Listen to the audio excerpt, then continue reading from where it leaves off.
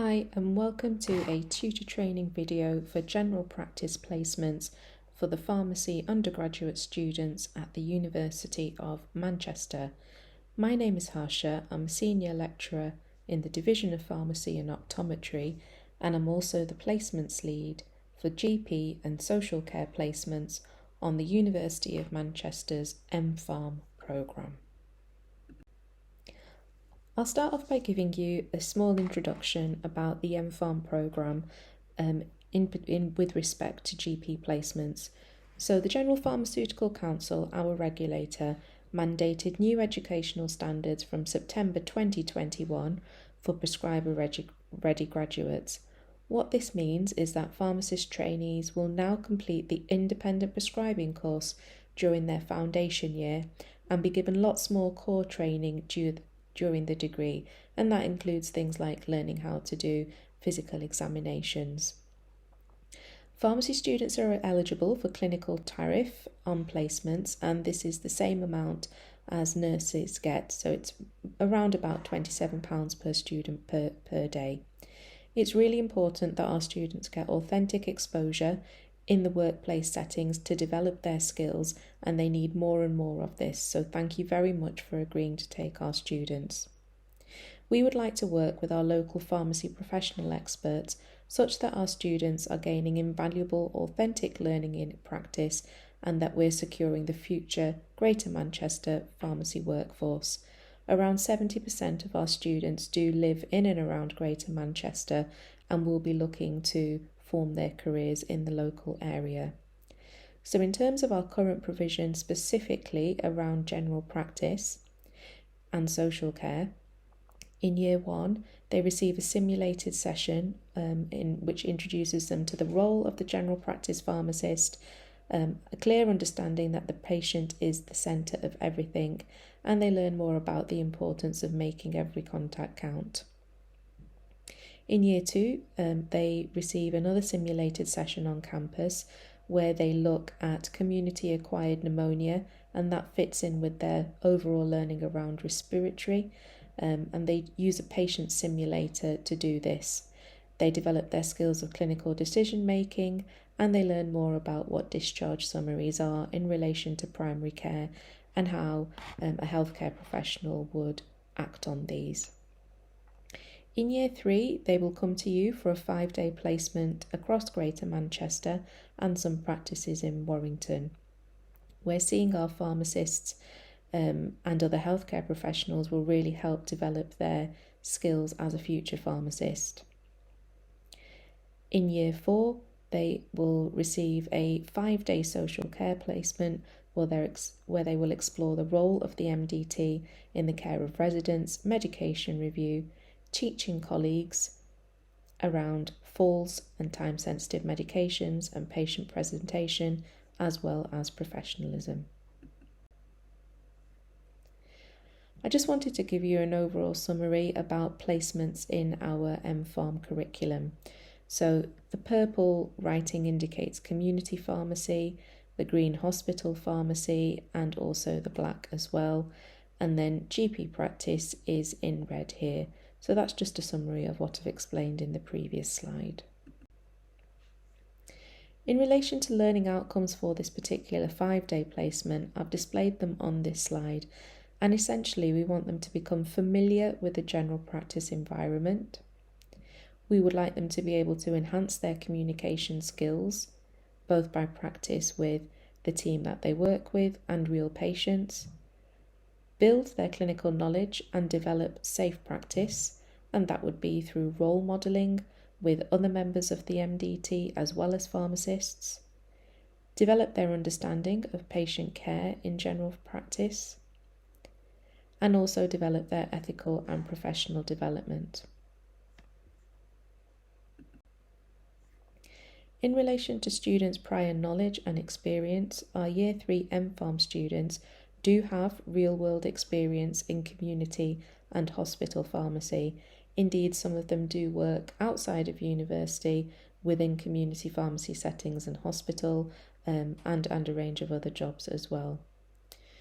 With regards to their therapeutics learning. In Year 1, they cover the GI system. Year 2, respiratory, infection and cardiovascular systems.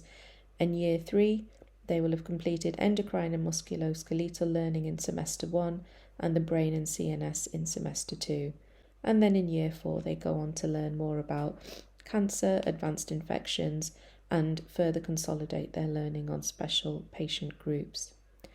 In relation to their examination skills, before coming to this placement, they will have met their competencies on how to take a temperature, how to do pulse oximetry, heart rate, respiratory rate, blood pressure, both automated and manual.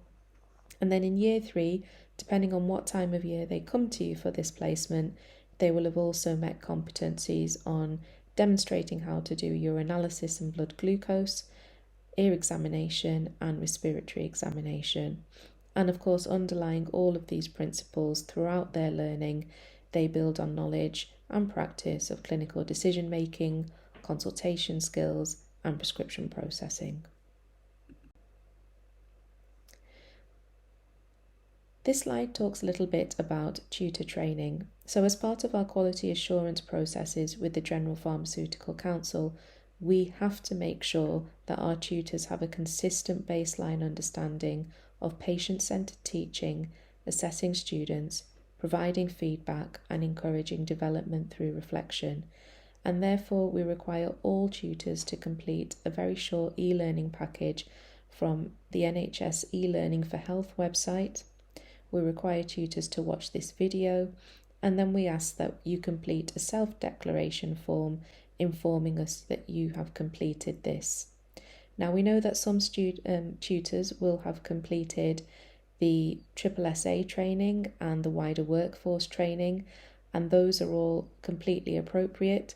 And if you've done those, then the principles that are covered in the NHS e-learning for health modules will have been already reiterated in those training packages, so there is no need for you to complete the NHS e-learning for health.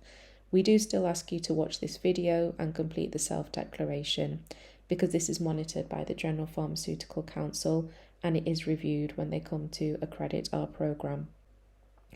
All resources that you will need for the tutor training, if you've not undergone the ones that I've already mentioned, are on our placements Padlet, so you can just click on this link to access those. And the form for the self-declaration is on there as well. So in relation to work-based assessment, during the 5 days that the students are with you, we ask them to complete 3 pieces of assessment. The first one being to answer a medication-related query. The second, to review a patient's diagnosis, their results, and relevant investigations to review the appropriateness of their medication. And finally, an impression of professionalism and communication skills. So in order to do this, we would ask you to kindly do 3 things. The first one being to identify a suitable query for the students to prepare an answer to. They will then give you a form for you to mark them on, and you can do that by having a discussion with them. In relation to the second assessment, we would ask that you can identify a suitable patient in your clinic to review. The student would have access to their information, and then they would have a discussion with you, and you would mark them on how well their clinical decision making was. And finally, the student will present a form to you so that you can provide an overall impression of their professionalism and communication skills. So the forms will be handed to you by a student, and there is no need for you to access anything online or print anything out. Moving on to our placement agreements with our provider. We're aware that all of you will be accredited as a ULE. However, the General Pharmaceutical Council and NHS England require us as the University of Manchester MPharm programme to have an individual agreement in place with you around the placement.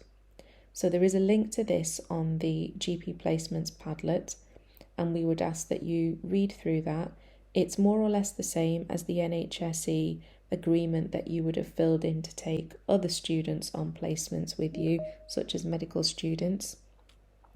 And then once you've completed that, there's an MS Forms for you to let us know that you've done that. And obviously we need that because our regulator requires it, and it will be checked when we are accredited. So a little bit more information about the 5-day GP placement itself, what you can expect and what's required to set up. So the students are allocated to you via the GM Training Hub, and this is based on their postcode, where they live and any specific needs that they may have. Before they come along to you, they have a pre-placement briefing about what to expect. We ask them when they come to you to sign a confidentiality statement. They also complete one with the university as well. And we explain to them that this placement is to gain an overview of the role of the clinical pharmacist in general practice and the wider MDT team. Attendance for students is mandatory at these placements. If they are going to be absent, they have to let us, the GM Training Hub, and yourselves know by 9 a.m. on the day of the placement. Students will come to you in pairs. If you can take more than 2, then please let us know. We would ask that you've got a couple of additional chairs set up in your clinics, so that they can either view your computer or they're able to take part in the discussion with the patient. We would ask you if you can just double check with your patients that they're happy to consent to the students being in the appointment with you, and you could describe them as students who are training to become pharmacists, and we would ask that if you're going to use speakerphone, you just check with the patient that they're happy that the students can listen in on your consultation. In relation to feedback about the placement itself, our students, once they've done the placement, are asked to complete a feedback survey in our debrief session. We would ask if you could kindly fill in a feedback survey as well, to let us know how to improve this placement, or any difficulties or challenges that you may have come around, or anything that you particularly enjoyed. And thirdly, we have a placement steering committee group that meets annually, and represented there are our Warrington lead and the GM Training Hub. So if you feed into the GM Training Hub about anything you feel that's good or needs to be developed for this placement, that will get fed back to us at this steering committee. Okay, a little bit more detail now about what the 5-day placement actually involves. So there is a detailed example session plan which is on the Padlet, but to give you an overview, on day 1, we would suggest that after meeting with their supervisor and discussing a bit of an overview about the practice, and signing any confidentiality agreements that you require them to, they would spend some time with any healthcare professional, perhaps looking at medication review and spending time with a healthcare assistant so that they can practice their skills of physical examination.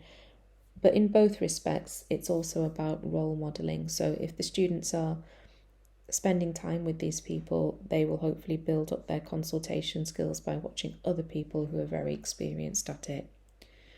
On day 2, again, it will be spending a little bit of time with a healthcare assistant around physical examination skills, working with any other member of the MDT team. So that could be a physiotherapist, a paramedic, an ANP, a practice nurse, a GP, a mental health nurse.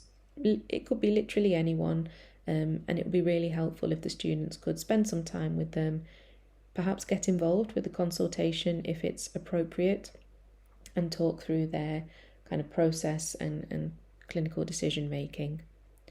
If possible, we'd like them to contribute to any practice audit work going on.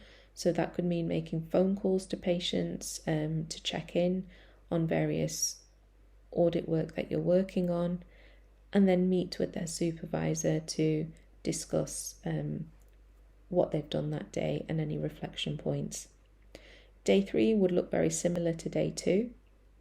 Moving on to day 4, we'd recommend spending a full day with different members of the MDT team Again, learning how to gaining some experience from role modelling from these MDT clinicians, and then spending a bit of time at the end of the day in discussion and reflection with their supervisor, and the same on the final day as well. We would say it's up to you as to when the workplace assessments are completed. The one on professionalism and communication will probably be better placed on day 5, with the other ones perhaps being on day 3 or day 4. But we leave this up to you and in line with sort of the workflow of the practice. So what next? So as I've mentioned before, all the resources can be found on the Year 3 GP Placement Padlet, and you will find this video and the placement objectives there. The self-declaration that you need to fill in to say that you've completed the relevant training, the education agreement and the declaration form to say that you've agreed to that, an example session plan. You will see the student's workbook, which contains the work-based assessment forms, the risk assessment that the students need to read before coming to you, and we've provided some additional links to further training if you wish to do that, what to do if you're concerned about a student, and the form to complete if there is an accident with the student on placement. I've also included a link to the tutor feedback survey and the supplier setup form so that you can receive payments for taking our students as well. Finally, a very big thank you for hosting our Year 3 MPharm students. If you do have any questions specifically around the placement, around the tasks or anything like that, then please do drop me an email, and I'm very happy to meet with you on Teams or have an email exchange to help answer your queries. Thanks again, and I hope that you enjoy hosting our students.